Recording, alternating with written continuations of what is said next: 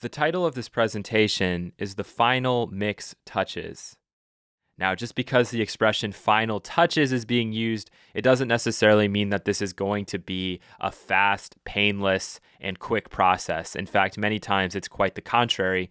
And don't be surprised if going in and doing the final touches doesn't take as long as it's taken you to get to this stage. And of course, we've already talked about preparing yourself to mix, getting organized, doing that rough balance, applying all your additional processors, working at the group level, all the way to applying a mix reverb. And for a lot of people, they can do that sort of a thing really, really quickly. So this might be the first time that they're actually taking a break. And I think in an ideal setting, that would be perfect. That's kind of what you're shooting for and aiming for. However, as you saw, sometimes it can take 10, 15, 20 minutes just in a theoretical example to tweak the settings to taste, and don't be surprised if it takes you that long or even longer if you don't have a lot of experience. So if you need to be taking breaks throughout this process, that's totally okay, and in fact, it's recommended. But if you were able to kind of go through all of that pretty quickly, then this would be the time when you do have to just tell yourself, okay, I need to stop, I need to take a break, and just really rest your ears and try to avoid as much music as possible. Try to put yourself into a quiet environment where you can focus on something else so that after that hour or 2 hours of quality break time, you can come back ready to listen as critically as possible. If the mixing stage has taken you 6 or 8 hours just to get here, then I would probably recommend that you take the night. You give it 24, 48 hours, then come back feeling fresh, energized. Otherwise, every move you make may not actually be something that's beneficial and helpful to the mix, like we focused a lot on at the beginning of this section. And one final time, this is a good reason why limiting the number of plugins you have is actually quite helpful. Because this is all about being comfortable with and knowing your tools to know, okay, in this situation, I want to apply this instead of having to choose from 10 or 15 options. That really slows you down. And only when you've gained enough experience and you have the right sort of knowledge and practical application with all of those plugins will it make sense to have a lot more options. So you always know what to go to and you know what to expect. But until then, you want to kind of limit your tools and just add them one at a time very slowly so that you can really learn them and understand how you can use them efficiently. So when you do come back and you're listening through to your mix, here are some of the things that you want to listen for. And I tend to break it down into 3 stages. So on the first listen, you're really just trying to be like the casual music lover. You're listening to the mix at a comfortable volume level for you, whatever you would want to listen to the song at. If you were to, pull it up in iTunes or to listen to it on YouTube or whatever's comfortable for you. And you're just listening to hear, does anything stick out?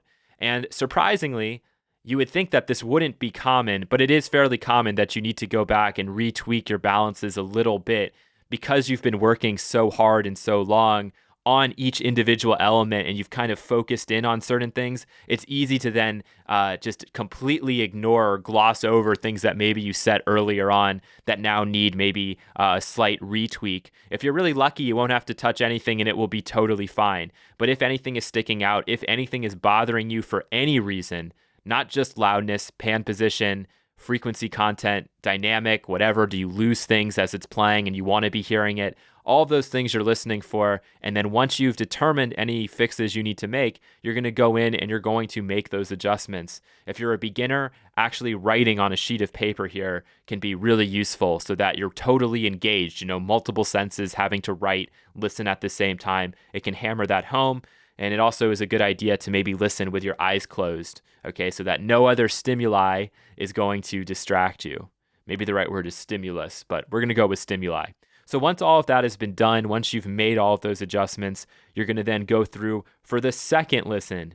And now on the second listen, and I find this to be particularly important for keeping a listener's interest, is to focus on the transitions. And when I mean transitions, I'm talking about going from the intro into the verse, into the chorus, into another verse, into a chorus, into a bridge, into a chorus, into an outro, or whatever the song structure is that you have. Typically, as a listener myself, I can say I do this. If I'm listening to a song on the radio or on the internet or wherever, and I get bored from the transition to verse to chorus, I shut the song off. Okay, so you want to listen again as a very critical listener. Be a very tough critic here. Ask yourself, is this a song that I would be interested in listening to all the way through?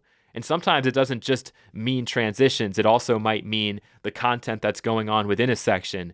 So is that really starting to bore me? Is it too repetitive? Are there things I can add in to spice this up?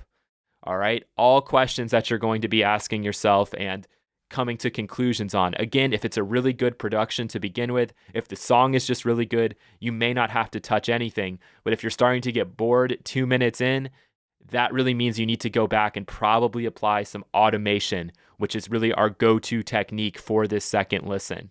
Okay, so you're going to do that. You're going to make those judgments. You're going to make the adjustments. And then you're going to move on to the third and what hopefully is the final listen. So this is what I would just call the final review, assuming everything has gone well from your first and second listen with the adjustments that you've made. And again, this could take 5 minutes, it could take 5 hours, you never know. You want to go back and just listen one more time as that casual listener.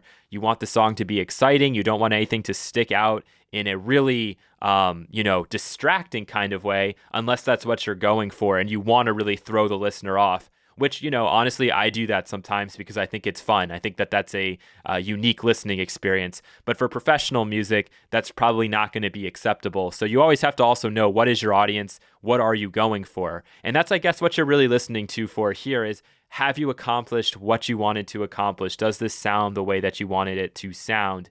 And the most important thing here is that it sounds good at the level where you expect most people to be hearing the song. Okay, so are most people going to be listening on headphones at a moderate level? Are people going to be listening to this in a club at really loud levels? Is this going to be something that somebody might listen to at really quiet levels? I don't know if that would happen, but if for some reason that is the target audience and how you expect people to listen, that's where you want to make sure the mix sounds at its best. It's okay to turn it up and turn it down and to listen. But in my opinion, I always ask, how many times are people really going for that purely musical experience if they're listening at really close or low levels or listening at really loud levels? Usually, if you're at really loud levels, it's about being at a party, in which case you don't care that much about the music. You're there for the full experience. If you're listening at really low levels, it's probably meant to be background noise. And again, you're focused on something else. So you might be writing emails with music going on. I do that all the time. I turn the music really low. I couldn't tell you anything about the songs that I just listened to because I was focused on something else, which is why a comfortable level, or what's comfortable to you, is probably most important in terms of the mix. And, mixed translation on different systems.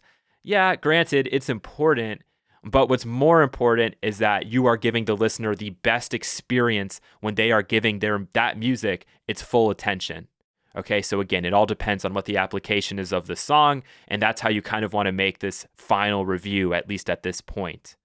So the go-to technique here, and something that I've been doing a lot of but haven't really talked about, is of course automation. So review the videos on automation. If you don't know what that is, I'm sure all of you know what automation is by now, but really it's important to remember that anything and everything in the modern DAW at least can be automated, and you should experiment with automating it. So it's just a matter of your own creativity, experimentation, and I think really how much time you're willing to spend on it. Automation is fair game and really should be used at every stage of the production and mixing stages of music creation. Okay, you want to make sure that your song isn't too lifeless during a production, so you're going to add in automation. You want to make sure that your song isn't lifeless in the mix, so you might add automation here as well. The most common type of automation is volume automation. We talked about this earlier on, but I think that volume automation is probably best served with a tool or a utility type plugin that goes at the end of your chain, so that if you have to then make a balance adjustment with the fader, you don't have to worry about deleting the automation or moving it around. We talked about this before, but really I do think it is important that you follow kind of that guideline if you are doing volume automation, unless you're really comfortable with doing fader automation and you don't run into any problems. If that's the case, feel free to do so. Like with volume and pan, automation is intuitive, but can really take the most time and requires the most patience. Don't skip over this step just because it's time consuming. And this is really why that break is so important. I honestly consider the final touches to be just as critical of a sit down stage as everything you've done previous to this. Okay, because here's where you're really getting to the details. Here's where you're really trying to keep the listener engaged in the song. And so oftentimes the technique is automation. And automation, it's not something that you really can teach. Just like setting initial balances and pan position, these are intuitive things. Anybody can do it. You don't need to have years of training or technical experience to set balances the way you want, or to go in and add automation of any parameter. So it's really up to you. There's nothing I can show you here. I can't say, okay, well, here, let's put a low pass filter in and fade it up. Okay, wow, that's really exciting. You've all seen that sort of thing before. You've all heard it before. And by now, when you're going back and listening to mixes, if you've gone through this whole course, you should be able to pick out some of the things that are going on in some of the movement and be able to recreate and replicate that yourself, or do something that's entirely new, unique, and creative to you. So that's really it with these final mixing touches. Again, this process can be an hour, it can be 6 hours. You just don't know. Every mix varies, but be sure to give this your full attention. Take that break beforehand, because this really is what I would say the final quality control step before we get to the master bus, where we're then adding the most subtle of enhancements to our mix that we have thus far.